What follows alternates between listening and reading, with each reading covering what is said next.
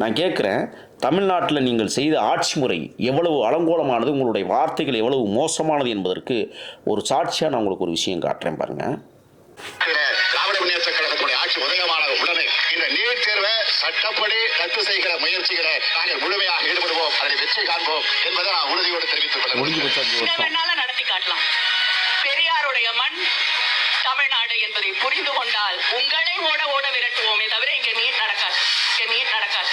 அனிதால ஆரம்பிச்சுமா இந்த 3 வருஷத்துல மட்டும் அனிதா, சுபஸ்ரீ, பிரதீபா, மோனிஷா, கோவை சுபஸ்ரீ, ரீத்துஸ்ரீ, வைசியா, ஏஞ்சலினா, கீர்த்தனா, தனலட்சுமி, ஆதித்யா, மோதிலால், ஜோதிஸ்ரீ, விக்னேஷோட நின்றுச்சா தற்கொலை பண்ணிருக்குமா?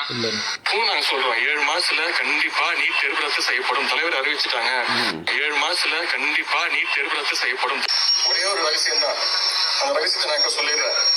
கொஞ்சமாச்சு வெக்கம், மானம், சோடு, சொரணை, மாணவர்கள் மீது ஒரு நம்பிக்கை, மக்கள் நல்லா இருக்கணும், தமிழக மக்களோட உரிமைகள் பறிபோக கூடாது அப்படின்னு நினைச்சா மட்டும்தான் போதும்.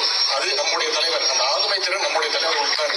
தமிழக மக்களாகிய உங்களுடைய ஆதரவோடு நம்முடைய தலைவர் தலைமையிலான ஆட்சி அமையும். அப்போ தமிழ்நாட்டில் நீட் இருக்காது.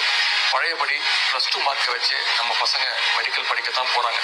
முடியும். அதை இப்போது உங்களிடம் நான் பகிர்ந்து கொள்கிறேன். எப்படி சார் இது என்ன option? I cannot disclose something, a strategy before camera.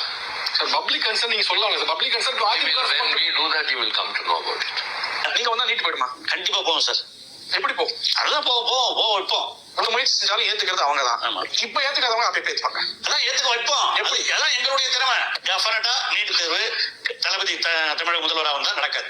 NEET தேர்வுல விளக்கே பெற முடியலன்னா மாணவன் எழுதுறதுக்கு காப்பி அடிக்கிறாங்க விடுவோமா?